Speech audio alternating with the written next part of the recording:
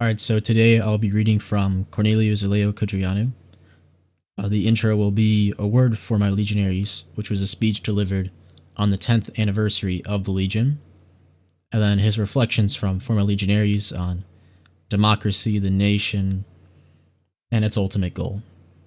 Alright, and so a quick introduction to what is a legion. It's the Legion of the Archangel Michael.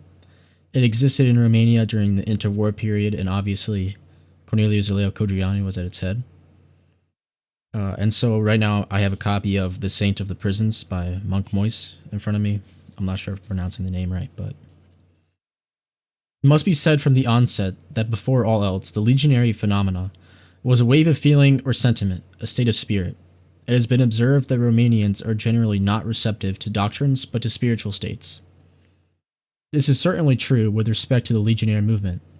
According to those who experienced it, it was rather a spontaneous phenomenon, a state of spiritual resonance, a response to internal searching, than a collective adherence to a doctrine. The legionnaires were convincing to others through their manner of living, through their example, through what they transmitted. They had a faith and a decisiveness that others found stimulating. Alright, then skipping ahead a bit. The legionnaires' behavior was clearly reflected in the communist prisons, where they showed the true measure of their worth. Of the hundreds of thousands of political prisoners, a significant number came from among their ranks. In any case, the finest and largest number of Orthodox prisoners were legionnaires.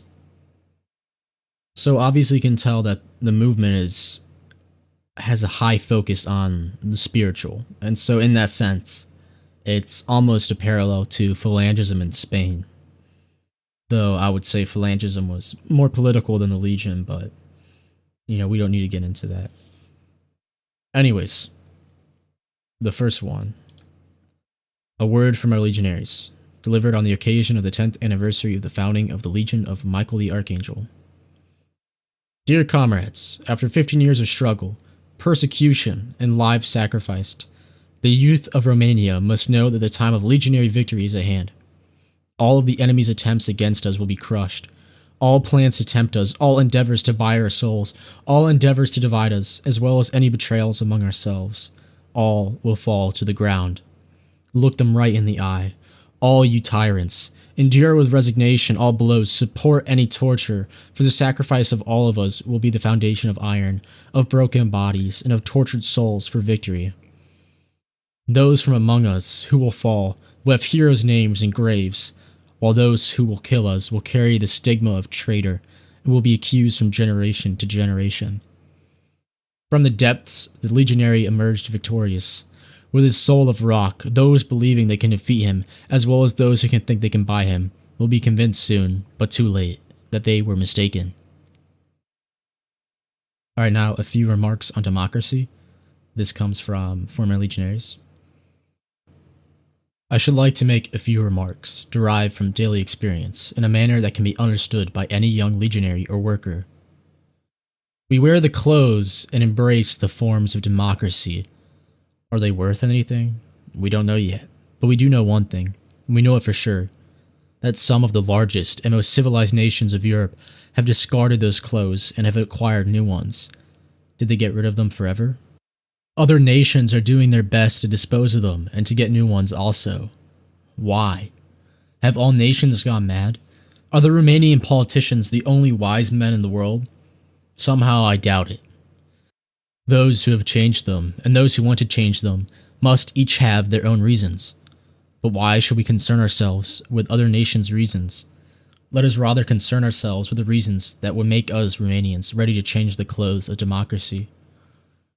If we have no reasons to do so, if the reasons are no good, then we shall keep the clothes, even if all of Europe should get rid of them. However, they are no good for us either, because democracy destroys the unity of the Romanian nation, dividing it among political parties, making Romanians hate one another, and thus exposing a divided people to the united congregation of Jayish power at a difficult time in the nation's history. This argument alone is so persuasive as to warrant the discarding of democracy in favor of anything that would ensure our unity or life itself, for disunity means death.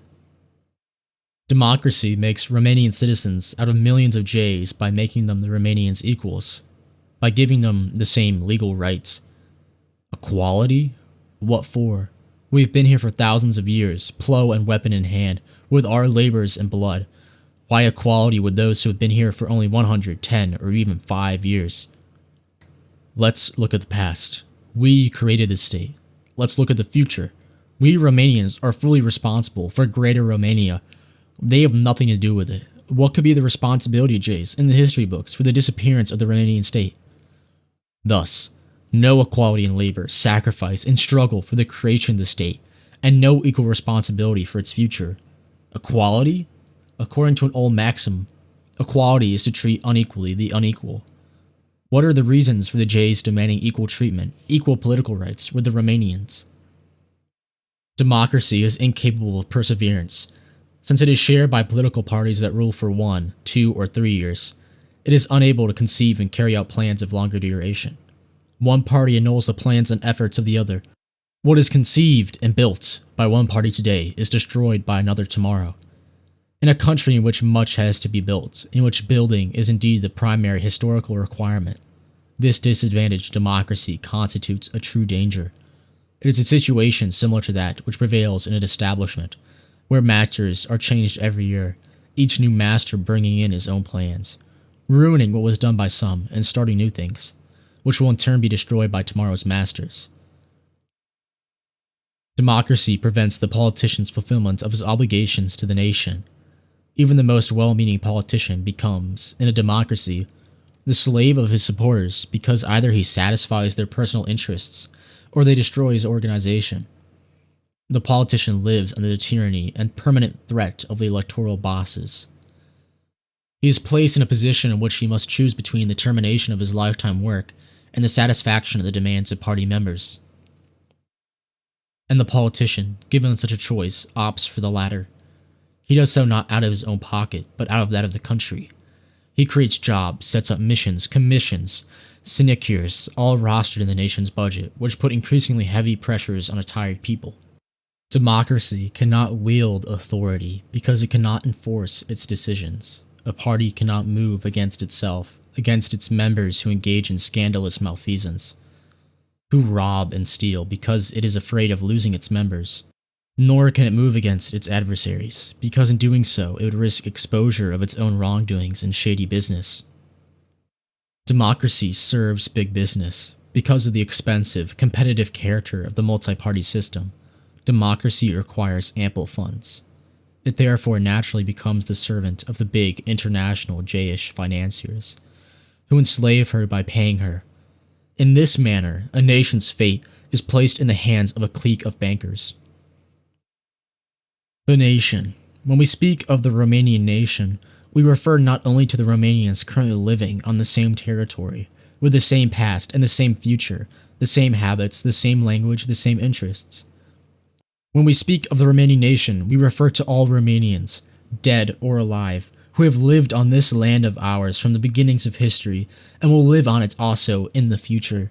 The nation includes all Romanians currently alive, the souls in tombs of the dead and of our ancestors, all who will be born Romanian. A people becomes aware of its own existence when it becomes aware of its entirety, not only of its component parts and their individual interests.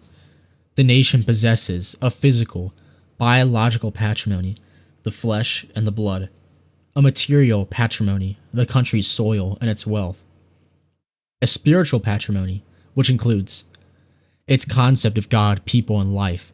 This concept constitutes a possession, a spiritual patrimony. The limits of this domain are set by the limits of the brilliance of the concept. There is a country housing the national spirit, the expectations of that spirit, a spirit resulting from revelation and the nation's own efforts.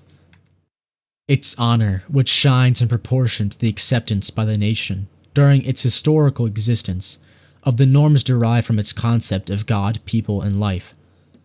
Its culture, the fruit of its life, the product of its own efforts in thought and art. This culture is not international, it is the expression of the national genius of the blood. The culture is international in its brilliance, but national in origin. Someone made a fine comparison.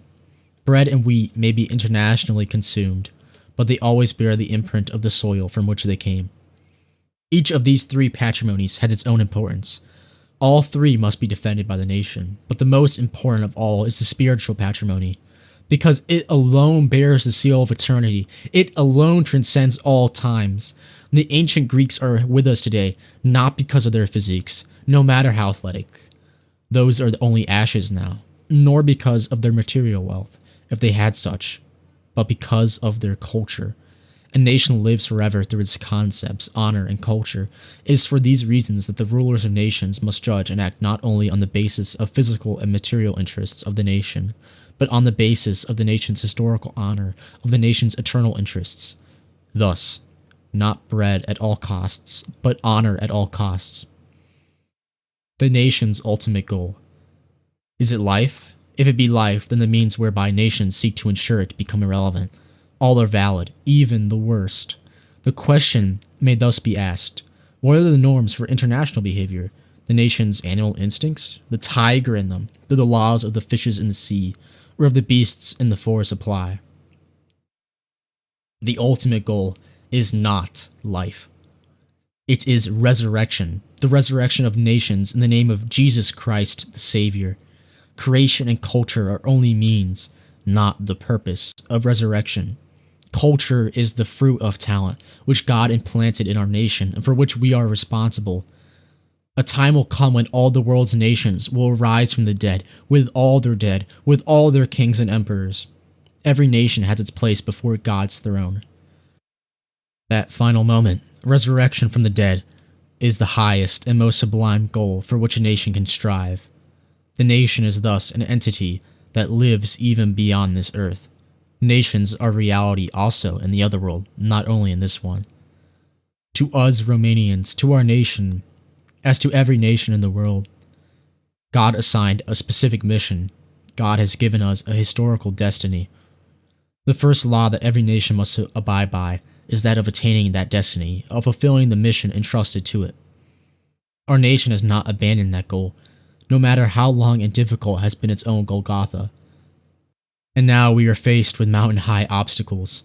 Are we going to be the weak and cowardly generation that will relinquish under threats the Romanian destiny and renounce our national mission?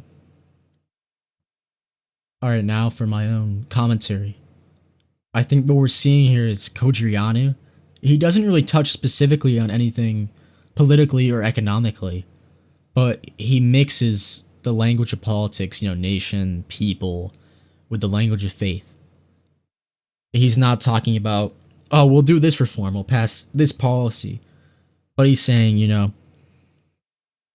the nation is called by God to fulfill a mission in history. There's something much deeper. Our goal at the end of everything is spiritual, eternal, not fleshly, worldly, temporary. And now for what he said about democracy, because if you saw the previous video on Jose Antonio Primo de Rivera, he said something similar about disunity and unity. So democracy was not evil because of inefficiency alone, but as Codreanu says, it fragments the nation. And this is the part where Jose Antonio Primo de Rivera ties in.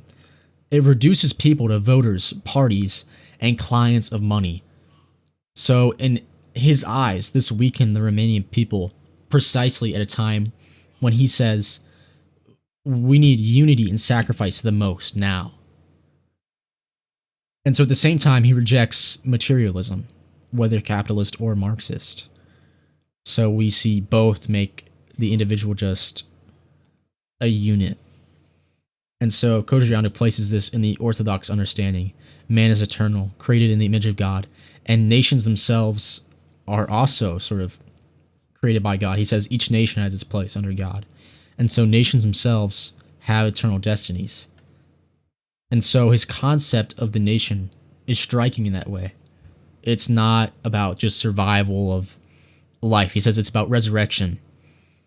All nations will rise before the throne of God, each with its kings, and with the dead and the living, and every one of them. And its culture is just the fruit of this mission. And so this is a profoundly orthodox idea, in my opinion, but that history itself is not an end, but a preparation for eternity. So his fusion of theology was social vision, even if you don't necessarily agree with everything he says politically. What he says about theology and society is very striking. He's seeking a spiritual rebirth of his people. His insistence on the eternal dimension of politics to say, looking beyond politics, what is more important? The eternal, the spiritual, God. So, what are the questions that we can reflect on? What is the purpose of a nation? Is it just survival, or is it something higher? Is it about bread alone, or about honor and faith? What does it say in the Bible? Man cannot live on bread alone. For Codreanu, the answer is clear. Not bread at all costs, but honor at all costs. Thank you.